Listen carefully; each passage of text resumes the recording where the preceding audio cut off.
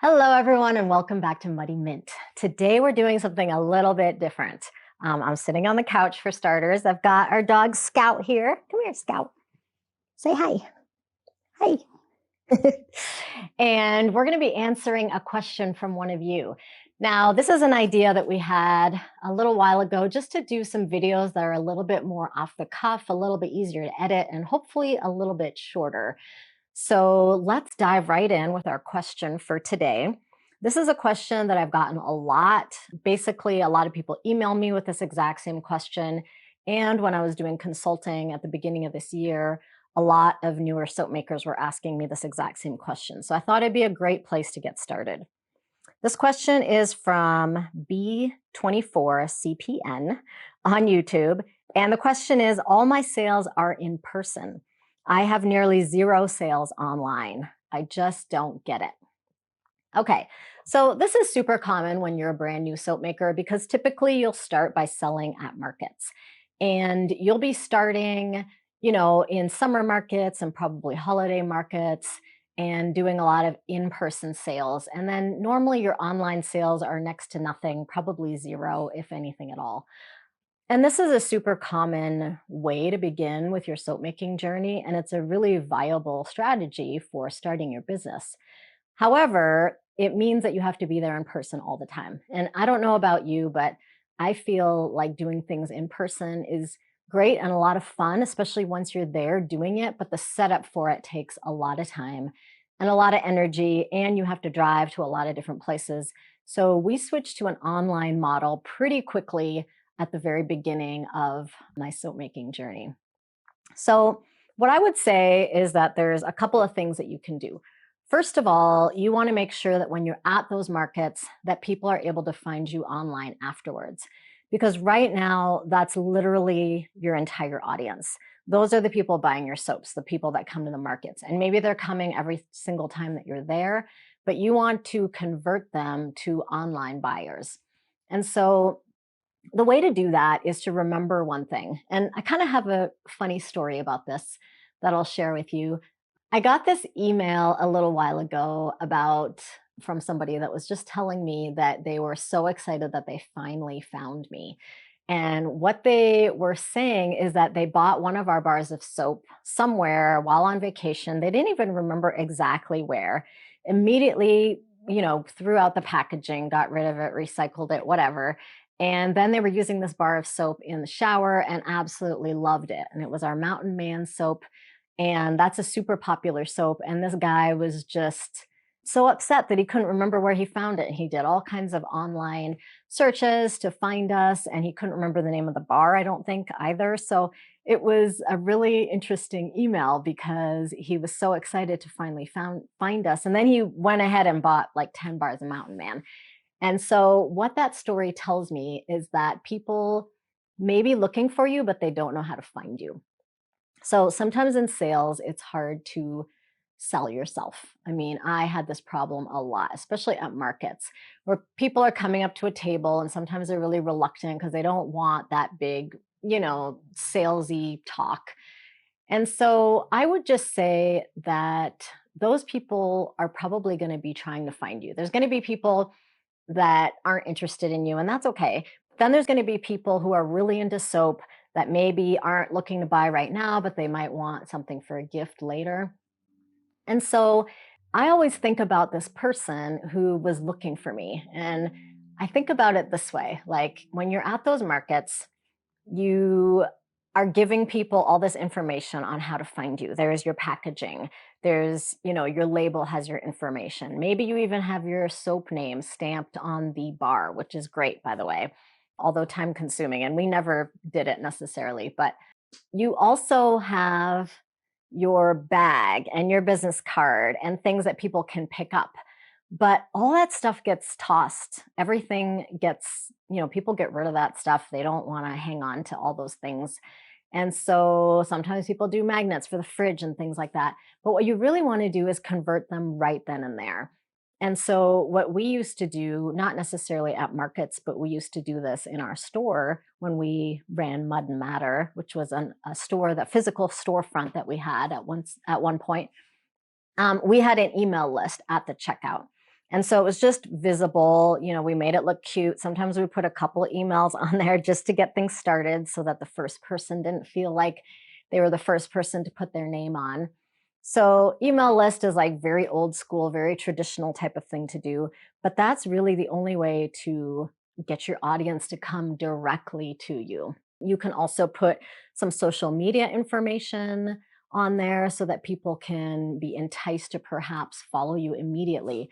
And there's these things, I forget what they're called now, but basically it's like a rolling social media clock almost that you can put at your market on your market displays. And when you follow, you can physically see the clock roll and show a new follower. So that's kind of a fun way to get people to follow you. But going back to the email, what you want to do is entice people to join that email list. So I would say that you want to give them a pretty hefty discount on their first order. And since you're just starting out and you don't have any online followers, you want to do probably at least 20% discount. So if somebody comes to your table and they're buying something, you can tell them, hey, if you join our email list, you can get 20% off your first online order with us. And then probably a lot of people will do that. Maybe even make it 25%, make it super attractive. And that way people will join. They know that they'll get their next bars at 25% off. And even if they don't buy something, then they can still get 25% off online potentially. So what you want to do is capture their email right then and there. You don't want to give them a piece of paper that says they can get 25% off their first online order. You want to tell them, if you join my email list now, you will get 25% off your first online order. And you can choose to do this for people that have already purchased. You can choose to do this for anybody. It's totally up to you. I would say that you probably want to have, an enticing enough offer so that people sign up right then and there, and that then you basically have the beginnings of your online customers. Once you create this email list, you'll have your people that are going to be coming back for more soap. And so instead of waiting for the next market, they can come immediately and start purchasing from you online. So that's like the very tiny beginnings. The second thing I would do is start an online store.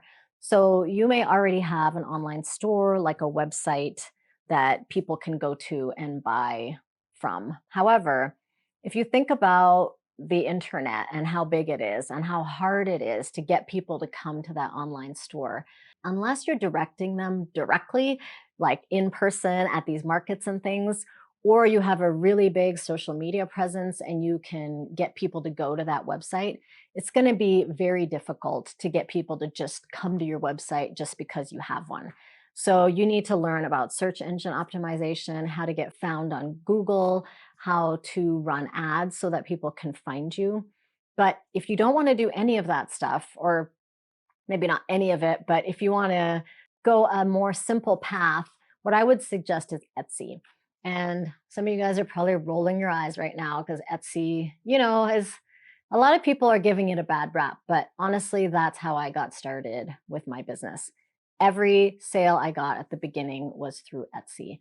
And I did a ton of research on search engine optimization on Etsy. And I'm actually writing a document about this now, like a little ebook that I'll put out hopefully in the next month or so. But Etsy is a super great marketplace. And the reason is that it is a place where people come to buy handmade goods. So you've already sort of filtered out your audience of people who are interested in soap that's handmade. The other thing is that it is a marketplace where there's already a ton of people. So a lot of people are on there searching for things already. And so if you are a store on Etsy, then you can be found, hopefully, if people are searching for soap or a particular type of soap. And there's a lot of strategies to get found on Etsy. And so it does require a little bit of work, but it's going to be a lot more likely to be found than just some website on the internet, which is one of, a billion websites. So one of my most common recommendations to new soap makers is to start an Etsy shop.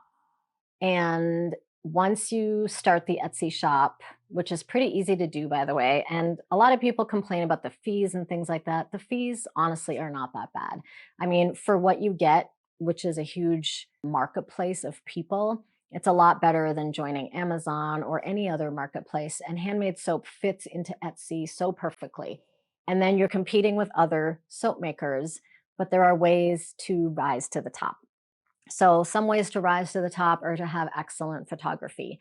I would say that photography is the number one thing, photography and video, to selling your product, because it has to be super visually appealing for somebody to buy it. You could start with pricing your products at a competitive price. When I started on Etsy, which was in 2016, my bars were $4 each. They were a little bit smaller, but I had really great photos, and that got the sales coming. And then once I had more reviews, and this is a controversial way of doing things, I guess. A lot of people say that you should charge what you are worth, which you should, absolutely. But when you're first starting out, you're going to see if people, you have no reviews, you have no sales. So, how do you get seen? How do you get people to click on you and buy? So, product photos, really good product photos. I might do a whole video on product photos, but take a look at your competitors, see what kind of pictures they have. Video is really big on Etsy now. Even if you just hold your bar of soap, turn it around, that's already going to be a huge advantage to you on Etsy. And then search engine optimization is obviously huge. And so you need to know how to title your listings, how to do the keywords so that everything matches and that Etsy will find you. And when you're a new business on Etsy, Etsy actually gives you a little bit of a bump up. And so you do get found a little bit more at the beginning. So you definitely want to take advantage of that while you have it. Okay, so to recap, you want to take advantage of all the markets, the in person interaction, which is all your current customers.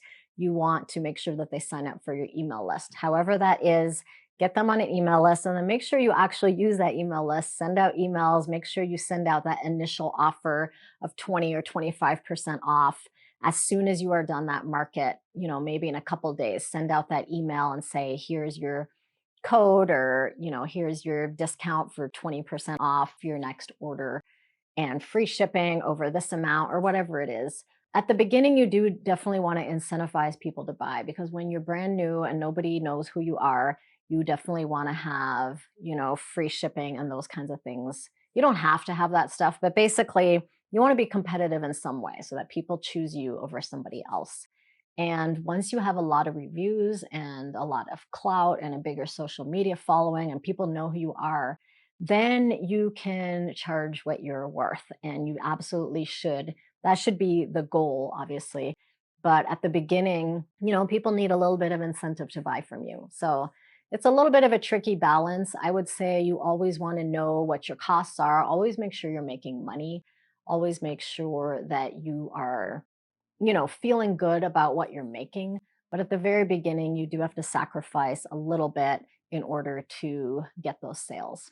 That's how we did things anyway. It's just one of the ways to do things. A lot of people do super well with, viral TikTok reels and all kinds of stuff, like really interesting stuff that, honestly, that's not how I did it.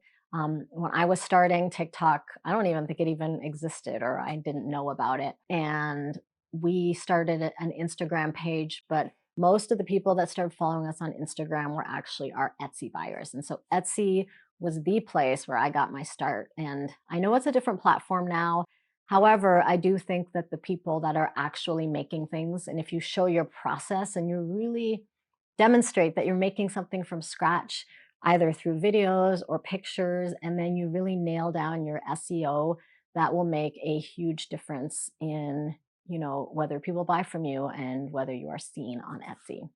I hope those 2 tips were helpful, and we'll leave it at that for today. We'll try to keep it nice and short. And if you have any other questions, definitely leave them down below. Let me know if you like this type of format, if this is something you're interested in.